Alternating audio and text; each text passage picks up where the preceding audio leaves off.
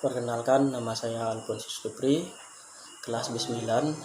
Di sini saya akan menjelaskan tentang landasan filosofis pendekatan pembelajaran kontekstual. Saja ke slide yang pertama. Pendekatan pembelajaran kontekstual dalam aplikasinya lebih dilandasi oleh pemikiran filosofis konstruktivisme. Konstruktivisme menurut Carl Sagan salah satu filsafat pengetahuan yang menekankan bahwa pengetahuan kita adalah konstruksi bentukan kita sendiri. Dalam artian, pengetahuan bukanlah pemberian dari orang lain. Yang kedua, Glassholt berpandangan bahwa pengetahuan bukan tiruan dari kenyataan. Pengetahuan bukanlah gambaran dari dunia kenyataan yang ada. Artinya, pengetahuan itu sendiri merupakan akibat dari suatu konstruksi kognitif melalui kegiatan seseorang. Maka pengetahuan bukanlah tentang dunia lepas dari pengamat, tetapi merupakan ciptaan manusia yang dikonstruksikan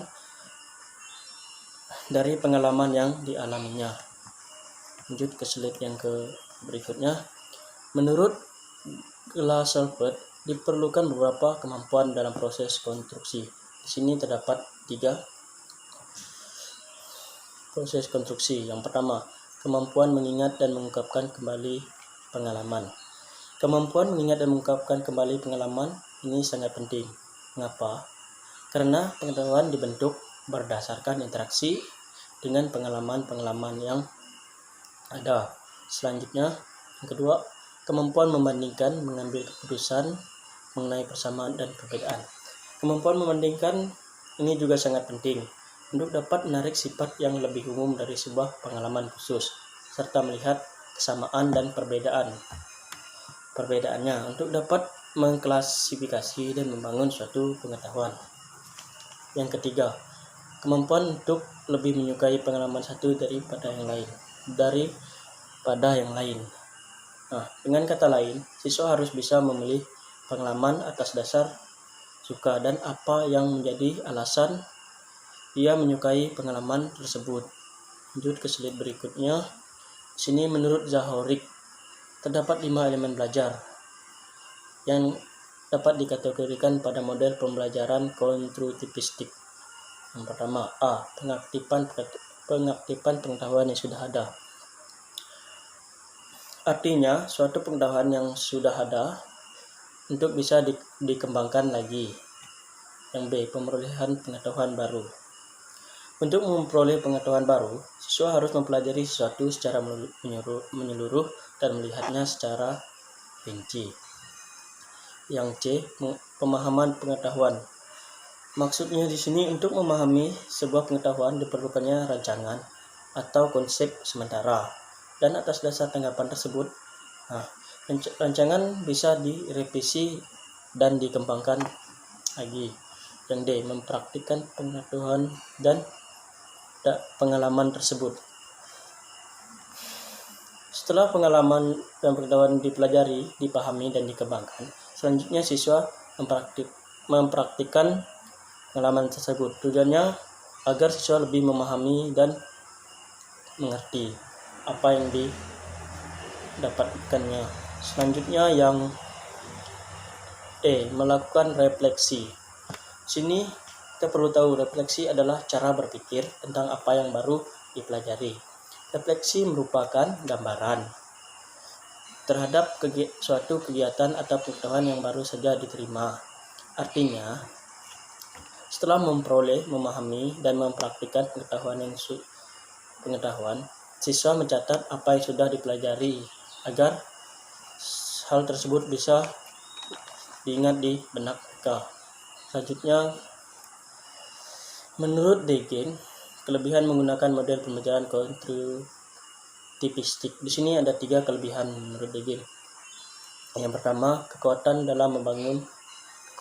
dalam membangun kebebasan. Sebab belajar butuh kebebasan. Mengapa? Tanpa kebebasan, siswa tidak akan dapat belajar dengan cara terbaiknya. Bebas dalam artian, guru memberikan kebebasan kepada siswa atau peserta didik untuk dapat mengembangkan pengetahuan dan keterampilan mereka. Yang selanjutnya, realness. Sini tanpa realness, Perlakuan guru terhadap siswa tidak menimbulkan rasa aman untuk belajar. Yang ketiga, sikap serta persepsi yang positif terhadap belajar sebagai modal belajar. Sikap dan persepsi positif terhadap belajar menjadi pemicu rasa suka dan keterlibatan diri secara total terhadap peristiwa belajar. Lanjut ke slide berikutnya. Ditjen di Dasmen menjabarkan beberapa kecenderungan belajar kontributif. Yang pertama, A. Proses belajar. Di sini proses belajar ada 7 poin. Yang pertama, belajar tidak hanya menghafal. Artinya, siswa harus bisa memahami apa yang dipelajari. Yang kedua, siswa belajar dari mengalami. Artinya, siswa terlibat langsung dalam proses pembelajaran tanpa perantara. Yang ketiga, pengetahuan yang dimiliki seseorang terorganisasi.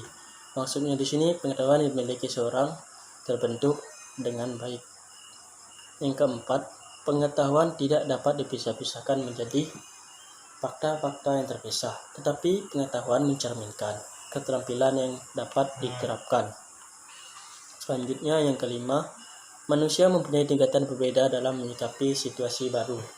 Jelas, karena manusia mempunyai pemikiran dan cara tersendiri dalam menyikapi hal baru.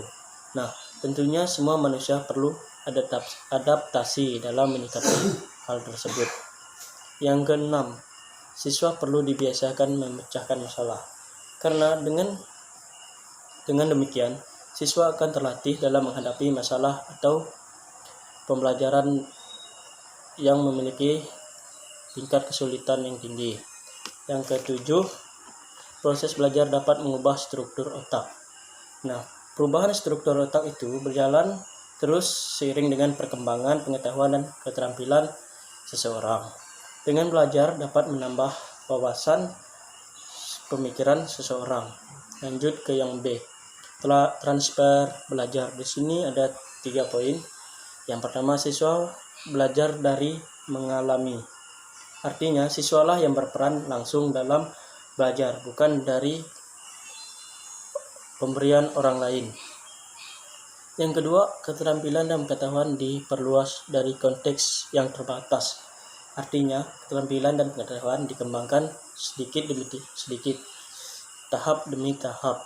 Yang ketiga, penting bagi siswa tahu untuk apa ia belajar dan bagaimana ia menggunakan pengetahuan tersebut. Maksudnya, siswa harus tahu untuk apa ia belajar, yaitu untuk menambah pengetahuan dirinya. Lalu, dia harus tahu cara ia menggunakan pengetahuan dan keterampilan tersebut. Lanjut ke yang C, siswa sebagai pembelajar. Di sini ada 4 poin. Yang pertama, siswa memiliki kecenderungan untuk belajar dengan cepat hal-hal baru. Jelas, pada usia SD, siswa memiliki rasa ingin tahu yang tinggi. Nah, rasa ingin tahu inilah yang mendorong siswa untuk belajar dengan cepat hal-hal baru.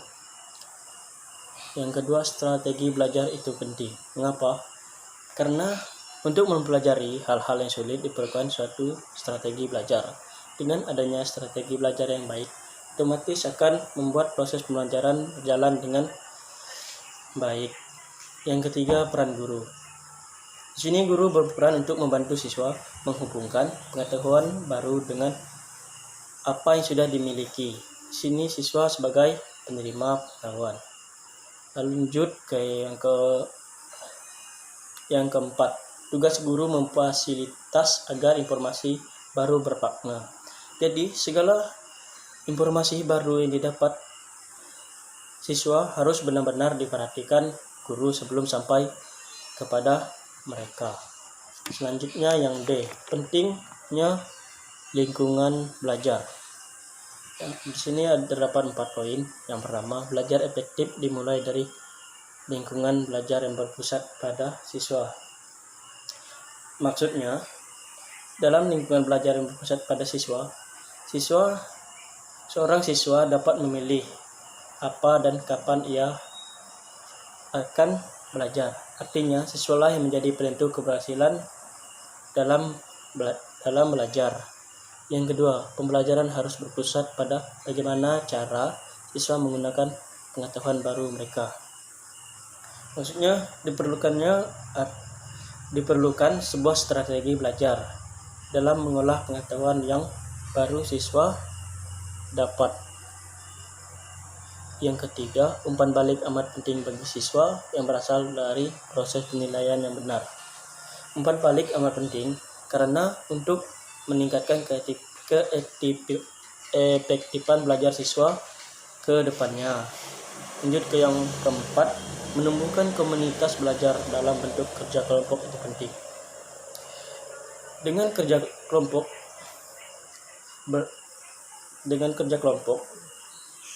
siswa dapat melatih kemampuan mereka. Di sini manfaat dari kerja kelompok yaitu dapat meningkatkan motivasi belajar siswa, lebih cepat menyelesaikan masalah, mengembangkan kemampuan komunikasi dan kerjasama antar siswa, dan menghilangkan rasa bosan siswa dalam belajar. Lanjut, sini terdapat beberapa perbedaan pembelajaran kontekstual dengan pembelajaran konvensional. Yang pertama, pendekatan kontekstual. Siswa secara aktif terlibat dalam proses belajar. Artinya, siswa yang langsung terjun ke dalam proses pembelajaran tersebut. Pendekatan konvensional, siswa adalah penerima informasi secara aktif. Yang selanjutnya, siswa belajar dari teman melalui kerja kelompok, diskusi, dan saling mengoreksi.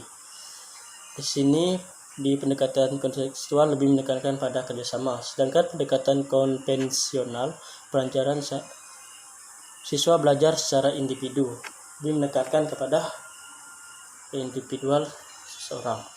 Selanjutnya, pembelajaran dikaitkan dengan kehidupan nyata atau masalah yang disimulasikan.